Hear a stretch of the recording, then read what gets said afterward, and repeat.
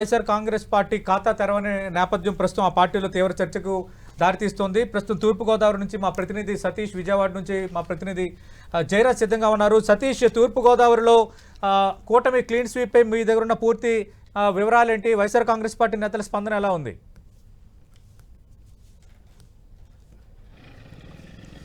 ఉమ్మడి తూర్పుగోదావరి జిల్లా వ్యాప్తంగా 3 జిల్లాలుగా విభజించారు. ఈ 3 జిల్లాల్లో కూడా ఇప్పటి వరకు కూడా ఒక్క ఖాతా కూడా వైసీపీ అయితే మాత్రం చేయలేదని చెప్పాలి. అయితే దీనికి సంబంధించి అంటే ఇప్పటి వరకు కనుక మనం చూసుకుంటే కనుక ఈ 3 జిల్లాల 21 నియోజకవర్గాలకు సంబంధించి పూర్తి స్థాయిలో టీడీపీ అయితే మాత్రం క్లీన్ చీప్ చేసింది. అంటే కూటమి క్లీన్ చీప్ చేసిందనే చెప్పాలి. అనపర్తి నియోజకవర్గం నుంచి బీజేపీ ఎమ్మెల్యేగా నల్లమిల్లి రామకృష్ణారెడ్డి విజయం సాధిస్తే తూర్పుగోదావరి జిల్లాలో రాజమండ్రి గ్రామీణం సిటీ రెండు కూడా టీడీపీ అయితే మాత్రం ఘన విజయం కూడా సాధించిందని చెప్పుకోవచ్చు. కాకినాడ జిల్లాకు సంబంధించి ఇప్పటి వరకు కూడా అంటే పత్తిపాడు నియోజకవర్గం నుంచి వరుపుల సత్యప్రభ కూడా విజయం సాధించింది. మరి కాసేపట్లోనే ఫలితాలు అయితే మాత్రం విడుదల కానున్నాయి. పూర్తి స్థాయిలో ఈ 21 నియోజకవర్గాలకు సంబంధించి టీడీపీ అయితే మాత్రం కూటమి అభ్యర్థులు అయితే మాత్రం లీడింగ్లో ఉన్నారని కూడా చెప్పుకోవచ్చు. అయితే ఇప్పటి వరకు కూడా వైసీపీకి సంబంధించి ఒక్క సీటు కూడా ఖాతా అయితే మాత్రం తెరవలేదు. దీనికి సంబంధించి పూర్తి స్థాయిలో అంటే జనసేన అధినేత పవన్ కళ్యాణ్ అయితే మాత్రం ఉభయ గోదావరి జిల్లాలో ప్రత్యేకమైన దృష్టి పెట్టారు. దీనికి సంబంధించి ఈ ఉభయ గోదావరి జిల్లాలో అన్ని సీట్లు కూడా కూటమి అభ్యర్థులు గెలిచే విధంగా అడుగులు వేస్తామని చెప్పి జనసేన అధినేత చెప్పడం, అదే విధంగా అంటే వైసీపీకి సంబంధించి ఒక్క సీటు కూడా రాకపోవడంతో వైసీపీ నేతలు అందరూ కూడా ఆవేదన అయితే మాత్రం చెందుతున్న పరిస్థితి కూడా నెలకొందని కూడా మనం చెప్పుకోవచ్చు. అయితే కొన్ని ప్రాంతాల్లో ఇటు రంపచోడవరం కానీ తుని కానీ ఖచ్చితంగా వైసీపీ చేజిక్కించుకుంటుందని చెప్పి విశ్లేషకులు కూడా కొన్ని సందర్భాల్లో చెప్పిన సందర్భాలు ఉన్నాయి. ఆ స్థానాల్లో కూడా ఇటు టీడీపీ ఆధిక్యంలో ఉన్న పరిస్థితి అయితే మాత్రం ప్రస్తుతం నెలకొందని చెప్పుకోవచ్చు. మరి కాసేపట్లోనే ఉమ్మడి తూర్పుగోదావరి జిల్లా వ్యాప్తంగా 21 స్థానాలకు సంబంధించి క్లీన్ స్వీప్ అయితే మాత్రం చెప్పొచ్చు సతీష్. అయితే ఏదేమైనప్పటికీ కూడా ఇటు ఈ ఉమ్మడి తూర్పుగోదావరి జిల్లా 3 జిల్లాలే కాకుండా పాడేరు జిల్లాకు అల్లూరు సీతారామరాజు జిల్లాకు సంబంధించి రంపచోడవరం నియోజకవర్గం కూడా టీడీపీ ఆధిక్యంలో ఉండడంతో పూర్తి స్థాయిలో ఉభయ గోదావరి జిల్లాలో అయితే మాత్రం సతీష్ క్లీన్ చీప్ చేసిందనే మనం చెప్పుకోవచ్చు సతీష్. రైట్ సతీష్, మనం చూస్తున్నాం స్పెసిఫిక్గా మనం చూస్తే వైఎస్ఆర్ కాంగ్రెస్ పార్టీ ముందు నుంచి కూడా SC ST minority vote bank ఖచ్చితంగా మాతోనే ఉంది. భారతీయ జనతా పార్టీతో ఎప్పుడైతే జనసేన టీడీపీ కలిసి కూటమి ఏర్పడ్డాయో ఇంకా పూర్తి స్థాయిలో వన్ సైడెడ్గా మాకు ఓటు వస్తాయని ఆ పార్టీ నేతలు లెక్కలు వేశారు. కానీ ఎస్సీ రిజర్వ్ నియోజకవర్గాలు, ఎస్టీ నియోజకవర్గాలు కూడా ఈసారి ఘోర ఓటమి ఎదురవడానికి కారణం ఏంటి? ఆ సెక్షన్స్ కూడా వైఎస్ఆర్ కాంగ్రెస్ పార్టీని విశ్వసించలేదా? అంటే చివరి నిమిషం వరకు కూడా వైసీపీ పార్టీ అయితే ఇటు మహిళా ఓట్లు కానీ లేకపోతే ఎస్సీ ఎస్టీకి సంబంధించి ఓట్లు ఖచ్చితంగా మాకు పడతాయి, మేము చేసిన పథకాలు కానీ మేము ఇచ్చిన సేవా సంబంధించిన పథకాలు అయితే మాత్రం ఇచ్చాము, ఇవన్నీ కూడా క్షేత్రస్థాయిలో బలంగా ఉందని చెప్పి వైసీపీ పార్టీ నేతలు అయితే మాత్రం చివరి నిమిషం వరకు కూడా మేము ఖచ్చితంగా గెలుస్తున్నామనే చెప్పడం అయితే మాత్రం జరిగింది. అయితే దానికి సంబంధించి ఇప్పుడు ఫలితాలు అయితే మాత్రం చూస్తే కనుక అంటే వాళ్ళు ఇచ్చిన పథకాలు కావచ్చు లేకపోతే అంటే ఏదేమైనప్పటికీ కూడా ఇటు ఎస్సీ ఎస్టీ రిజర్వ్డ్ నియోజకవర్గాలు కనుక ఒక్కసారి మనం చూస్తే కనుక ఇటు కొవ్వూరు గోపాలపురం కావచ్చు లేకపోతే పి గన్నవరం, రాజోలు, అమలాపురం ఈ 5 నియోజకవర్గాల్లో కూడా అంతగా ప్రభావితం చూపించలేకపోయింది. రంపచోడవరం నియోజకవర్గం కూడా ఫస్ట్ నుంచి కూడా వైసీపీ పార్టీకి ఉంది. ఆ ప్రాంతంలో కూడా టీడీపీ ఆధిక్యం అయితే ఉన్న నేపథ్యంలో అయితే ప్రస్తుతానికి అయితే మాత్రం వైసీపీ మాత్రం అంత ప్రభావం కూడా చూపలేదని కూడా మనం చెప్పుకోవచ్చు సతీష్. రైట్ సతీష్, మనం చూస్తున్నాం తూర్పుగోదావరి జిల్లాలో వైఎస్ఆర్ కాంగ్రెస్ పార్టీ ఖాతా తెరవలేదు. మనకు తెలుసు చాలా పెద్ద నియోజకవర్గాల్లో తూర్పుగోదావరి జిల్లా ఒకటి. అలాగే మరో ఒక ఇష్యూ మనం చూస్తున్నాం. అటు ఉరవకొండలో సెంటిమెంట్ బ్రేక్ అయింది. ఉరవకొండలో పయ్యావుల కేశవ్ గెలిస్తే రాష్ట్రంలో టీడీపీ గెలవదన్న వాతావరణం ఇప్పటివరకు ఉంది. పయ్యావులు ఓడిపోతే టీడీపీ గెలుస్తుందన్న సెంటిమెంట్ ఈసారి మాత్రం బ్రేక్ అయింది. మనకి చాలా ఇది ఇంట్రెస్టింగ్ ఫ్యాక్టర్. ఎందుకంటే ఉరవకొండ అసెంబ్లీ నియోజకవర్గం సంబంధించి ప్రతిసారి కూడా ఇలాగే జరుగుతుంది. పయ్యావుల కేశవ్ గెలిచిన ప్రతిసారి టీడీపీ ఓడిపోతుంది, టీడీపీ గెలిచిన ప్రతిసారి పయ్యావుల కేశవ్ ఓడిపోతారు. కానీ ఈసారి మాత్రం టీడీపీ గెలిచింది, అలాగే పయ్యావుల కేశవ్ కూడా గెలిచారు. ఆ సెంటిమెంట్ అయితే తెలంగాణలో ఒక సెంటిమెంట్ ఉండే సతీష్, గజ్వేల్లో ఎవరు గెలిస్తే వాళ్ళదే అధికారం అని. ఈసారి బ్రేక్ అయింది. గజ్వేల్లో కేసీఆర్ గెలిచారు కానీ అధికారంలోకి రాలేదు. రైట్ ఇక మరిన్ని వివరాలు అందించడానికి మా ప్రతినిధి జయరాజ్ సిద్ధంగా ఉన్నారు. జయరాజ్, ఈ 5 జిల్లాల్లో పయ్యావుల కేశవ్ మీడియాతో మాట్లాడుతున్నారు, లైవ్ లో చూద్దాం. అంకుశ పాలన, అణిచివేత, పెత్తందారీతనాన్ని ప్రజల మీద ప్రజాస్వామ్యంలో చూపిస్తే ప్రజలు ఏ రకమైన తీర్పు ఇస్తారు అనేటువంటిది ఈ రోజు ఇచ్చినటువంటి తీర్పు భారతదేశ చరిత్రలో శిలాశాసనంగా నిలిచిపోతుంది. హిట్లర్లను ముస్సోలినీలను ప్రజలు క్షమించలేదు. మోడర్న్ ప్రజాస్వామ్యం ముసుగప్పుకున్నటువంటి హిట్లర్లని కూడా ప్రజలు క్షమించరు అనేటువంటి ఈ తీర్పు భారతదేశ ప్రజాస్వామ్య చరిత్రలో మిగిలిపోయే రకమైనటువంటి తీర్పు అనేటువంటిది ఈ సందర్భంగా తెలియజేస్తున్నాం. మరి అనంతపురం జిల్లా ప్రజానీకం కూడా చంద్రబాబు నాయుడు గారి గత పాలన మీద, ఈ 5 ఏళ్ల దుర్మార్గ పాలన మీద, జిల్లాని నిర్లక్ష్యం చేసినటువంటి విధానం మీద ప్రజలు ఇచ్చినటువంటి తీర్పుతో ప్రతి ఒక్కరం కూడా బాధ్యతతో పనిచేస్తామనేటువంటి తెలియజేసుకుంటూ మరి ఈ గెలుపును అందించినటువంటి ఉరవకొండ ప్రజానీకానికి, గెలుపు కోసం పనిచేసినటువంటి తెలుగుదేశం పార్టీ కుటుంబ సభ్యులందరికీ కూడా రుణపడి ఉంటాను అని తెలియజేసుకుంటూ ఉరవకొండ నియోజకవర్గ అభివృద్ధి కోసం తొలి కూలీగానే పనిచేస్తాను, పని చేస్తూనే ఉంటాను ఉరవకొండ నియోజకవర్గ ప్రజల కోసం అని తెలియజేసుకుంటూ మరొక్కసారి ఈ విజయాన్ని అందించినటువంటి ప్రజలందరికీ కూడా శిరస్సు వంచి హృదయపూర్వకంగా ధన్యవాదాలు తెలియజేసుకుంటున్నాను. 5 జిల్లాల్లో కూటమి క్లీన్ స్వీప్ పై మరిన్ని వివరాలు అందించడానికి మా ప్రతినిధి జయరాజ్ సిద్ధంగా ఉన్నారు. జయరాజ్, 5 జిల్లాల్లో కూటమి క్లీన్ స్వీప్ సంబంధించి మీ దగ్గర ఉన్న పూర్తి వివరాలు ఏంటి? అలాగే ముఖ్యమంత్రి మరి కాసేపట్లో రాజ్భవన్కి వెళ్ళబోతున్నారంటున్నారు. ఏ సమయానికి రాజీనామా చేసే అవకాశం ఉంది? సతీష్, ప్రతి రౌండ్లో కూడా కూటమి ఆధిక్యత కొనసాగుతూ ఉంది. ఇప్పటి వరకు ఎన్నికల కమిషన్ వివరించిన దాని ప్రకారం 121 స్థానాల్లో టీడీపీ ఆధిక్యతలో ఉంది. 12 చోట్ల గెలిచినట్టుగా సమాచారం ఉంది. అదేవిధంగా 14 చోట వైసీపీ ఆధిక్యతలో ఉంది. కేవలం 14 అసెంబ్లీ సెగ్మెంట్లో మాత్రమే వైసీపీ ఆధిక్యతలో కొనసాగుతూ ఉంది.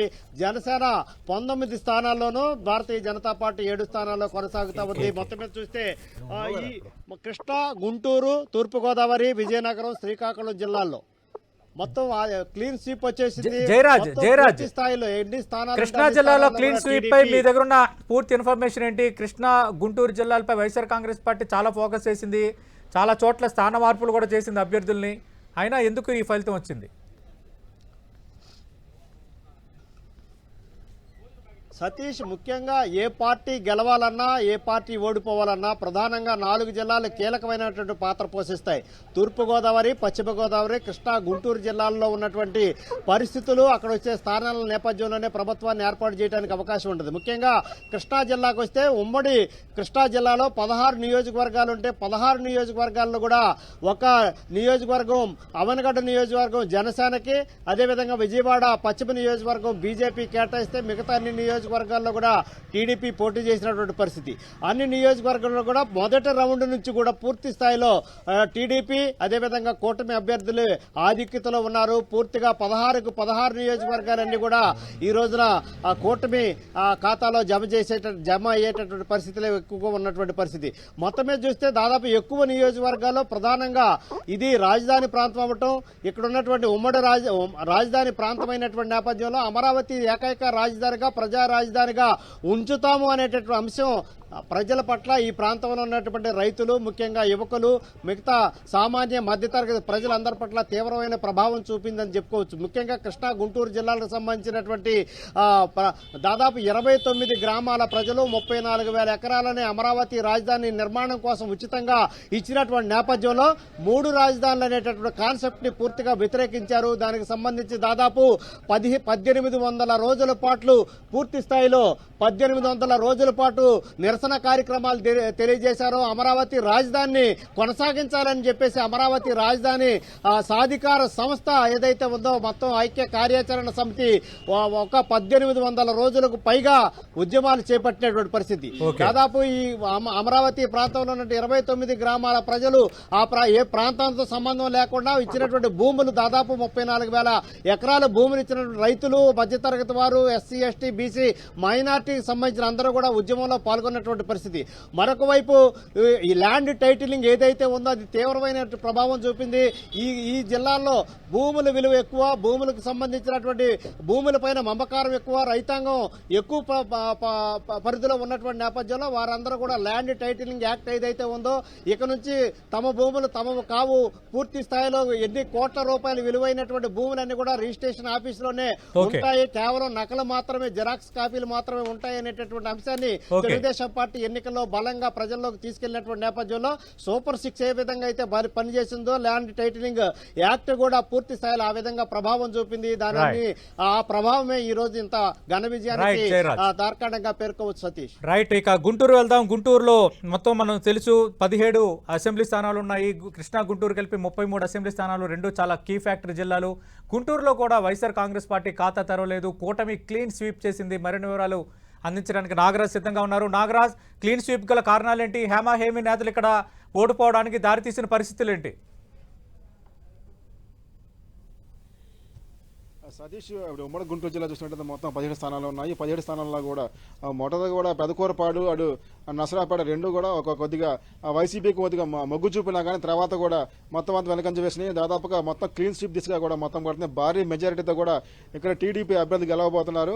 అటు ఎంపీ అభ్యర్థి కూడా టీడీపీ అభ్యర్థి గెలవబోతున్నారు. అటు పెమ్మసాని చంద్రశేఖర్ కానీ అటు మొత్తం కూడా అందరూ కూడా భారీ మెజారిటీ గెలవబోతున్నారు. ముఖ్యంగా చూసినట్టయితే ఇక్కడ అమరావతి రాజధాని ప్రాంతం ఏదైతే ఉందో ఆ ప్రాంతం ప్రభావం కూడా ఇక్కడ పూర్తిగా పడిందని చెప్పుకోవాలి. మరోవైపు కాపు సామాజిక వర్గం కూడా ఈ ఏరియాలో కూడా ఎక్కువగా ఉంటారు. దాంతో కూడా ఈ ప్రభావం కూడా పవన్ కళ్యాణ్ ప్రభావం కూడా ఎక్కువ కనపడని చెప్పుకోవాలి. ఇటు జనసేన అటువంటి పోటీ చేసినటువంటి తెనాలి ప్రాంతంలో దాదాపుగా 40,000 మెజారిటీతో కూడా 40,000 ఇప్పటికీ దాదాపుగా దాటింది. ఇంకా రెండు రౌండ్లు ఇంకా దాదాపుగా 50,000 మెజారిటీ వచ్చిందని చెప్పేసి కూడా చెబుతున్న పరిస్థితి ఉంది. దాదాపుగా చూసినట్టయితే మాత్రం ఇప్పుడు మాచర్లో కూడా బ్రహ్మారెడ్డి దాదాపుగా 20,000 మెజారిటీతో కూడా ఆయన ఇప్పుడు ఆధిక్యంలో ఉన్నారు. మరోవైపు చూసినట్టయితే అటు పల్నాడు జిల్లా మొత్తం కూడా దాదాపుగా అందరూ కూడా క్లీన్ స్వీప్ దిశగా మొత్తం సాగుతూ ఉంది. అటు గుంటూరులో కూడా క్లీన్ స్వీప్ సాగుతూ ఉంది. అటు మంత్రులను కానీ మాజీ మంత్రులు కూడా కొంతమందిని స్థానచలనం చేసినా కానీ కూడా అయినా కానీ ఆ ప్రయోగం కూడా ఫలించలేదు. దాదాపుగా ఇప్పుడు చూసినట్టయితే మంత్రి విడుదల రజనీ కూడా దాదాపుగా 20,000 ఇప్పుడు ప్రస్తుతానికి అయితే మాత్రం ఇంకా తక్కువలో కనబడుతున్న పరిస్థితి కనబడుతుంది.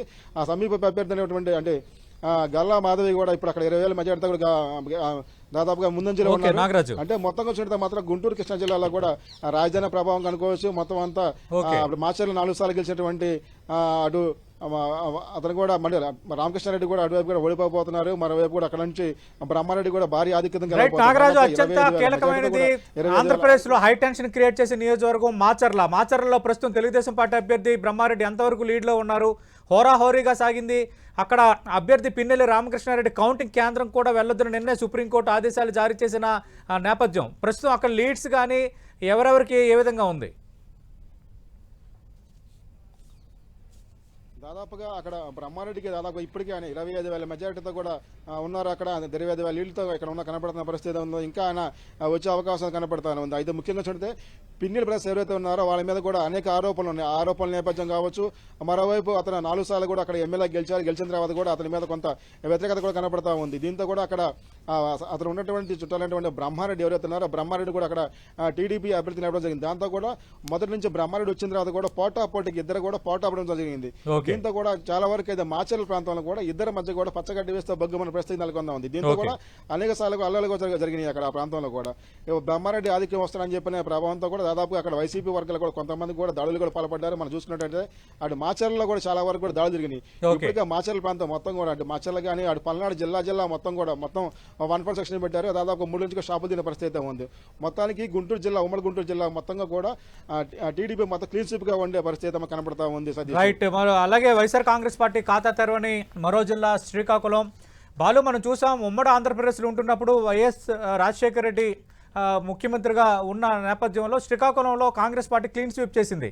మళ్ళీ చాలా రోజులకి కూటమి క్లీన్ స్వీప్ చేయడాన్ని ఏ విధంగా అర్థం చేసుకోవాలి?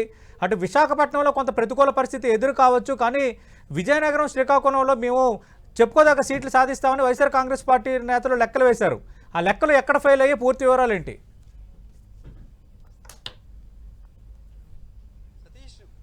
ఏదైతే శ్రీకాకుళం జిల్లాలో వారు వన్ సైడ్ అయిందని చెప్పుకోవచ్చు. కీలక నియోజకవర్గంలన్నీ కూడా పూర్తిగా క్లీన్ స్వీప్ చేసింది టీడీపీ. మొదటిసారి పోటీ చేసినటువంటి నియోజకవర్గాల్లో కూడా మొట్టమొదటిసారిగా పోటీ చేస్తున్నటువంటి టీడీపీ అభ్యర్థులు కూడా భారీగా ముంజందులో ఉండడం అయితే అసలు టీడీపీ శ్రేణులు కూడా వస్తున్నాయి. కీలక నేతలంతా ఎవరైతే తమ్మినేని సీతారాంతో పాటు సీదిరాపల్లిరాజుతో పాటు మంత్రి ధర్మాన ప్రసాదరావు లాంటి వారు కూడా ఓటమి అంచుల్లోకి వెళ్ళడం అయితే తీవ్ర అయితే సంచలనంగా మారింది. ముఖ్యంగా చూసుకుంటే అటువైపు రామ్మోహన్ నాయుడు మరోసారి తన సత్తా నిరూపించుకున్నారు. సుమారు 1,70,000 మెజార్టీతో ముందుకు వెళ్తున్న పరిస్థితి ఉంది. ఎక్కడా కూడా దరిదాపుల్లో కూడా వైసీపీకి సంబంధించినటువంటి అభ్యర్థులు ముందుకు రాని పరిస్థితి ఉంది. ఇక పాతపట్నంలో సైతం మొదటిసారి పోటీ చేసినటువంటి మావిడి గోవింద్ సుమారు 13,000 పైగా ఓట్లతో మెజార్టీలో ఉన్నారు. ఇక పలాసలో మంత్రి సీదిరి అప్పలరాజుపై పోటీ చేసిన గౌత్ శిరీష సుమారు 19,000 మెజార్టీతో ముందుకు వెళ్తున్నారు. ఇక టెక్కల్లో అయితే టఫ్ ఫైట్ కొంతసేపు జరిగినప్పటికీ కూడా అచ్చెన్నాయుడికి ఎడ్జ్ జరుగుతుంది. అచ్చెన్నాయుడు సుమారు 11 రౌండ్లో 10,000 పైగా ఓట్ల మెజార్టీతో ముందుకెళ్తున్నారు. ఇక శ్రీకాకుళంలో మరో నియోజకవర్గం ఏదైతే అటు విజయనగరం పార్లమెంట్ లో ఉన్న ఎచ్చెర్ల నియోజకవర్గం బీజేపీ కేటాయించింది కూటమి. బీజేపీలో కూడా మొదటిసారి పోటీ చేస్తున్నటువంటి నడికుడి ఈశ్వరరావు సైతం భారీ మెజార్టీతో 11,000 పైగా మెజార్టీతో ముందుకెళ్తున్నారు. ఇక నర్సన్నపేటలో మరో ధర్మాన సోదరుడైనటువంటి కృష్ణదాస్ డిప్యూటీ సీఎం గా కూడా పనిచేశారు. ఈయన కూడా 9,000 మైనస్ లో వెళ్తున్నారు. అక్కడ కూడా నెగిటివ్ లో ఉన్నటువంటి. ఇక ఆమదల వలసలో మామాళ్ళ మధ్య పోరు ఓరహోరీ జరిగినప్పటికీ కూడా ఇప్పుడు వ్యత్యాసం అయితే భారీగా ఉంది. సుమారు 24,000 పైగా మెజార్టీతో ముందుకు వెళ్తున్న పరిస్థితి. ఓవరాల్ గా అయితే కనీసం మెజార్టీ కీలక నేతలు అయినటువంటి సీతారాం కానీ అటు సీదిరి అప్పలరాజు కానీ మంత్రి ధర్మాన ప్రసాద్ లాంటి వారు కూడా గెలుస్తారని చెప్పేసి కొంత సర్వేలు ధర్మాన ప్రసాద్ కానీ సీదిరి అప్పలరాజు కానీ కొంత పాజిటివ్ గా వచ్చిన పరిస్థితి. అయినప్పటికీ కూడా ప్రజలంతా కూడా తీవ్ర వ్యతిరేకంగా అయితే ఓటు వేసిన పరిస్థితి మనకు కనిపిస్తా ఉంది. ఇటు ఉత్తరాంధ్రకు సంబంధించిన విశాఖ ఎఫెక్ట్ తో పాటు ఇసుక కనీస మౌలిక సదుపాయాలు కానీ అటువైపు శ్రీకాకుళం నుంచి వెళ్ళేటువంటి ప్రధాన రహదారులు ఇవన్నీ కూడా పూర్తిగా పాడైపోవడం, ఇదంతా కూడా వలసలకు కూడా ఎక్కువగా చెక్ పెట్టకపోవడం వంటివి ఇలాంటివి ప్రధాన సమస్యలుగా కనిపిస్తా ఉన్నది. ముఖ్యంగా ఉత్తరాంధ్రకు సంబంధించినటువంటి ఎవరైతే ఉన్నారో మధ్యతరగతి ఓటర్లు అయితే చాలా ఎక్కువగా టీడీపీకి ఓటు వేసినట్లుగా కనిపిస్తా ఉంది. రైట్ బాలు.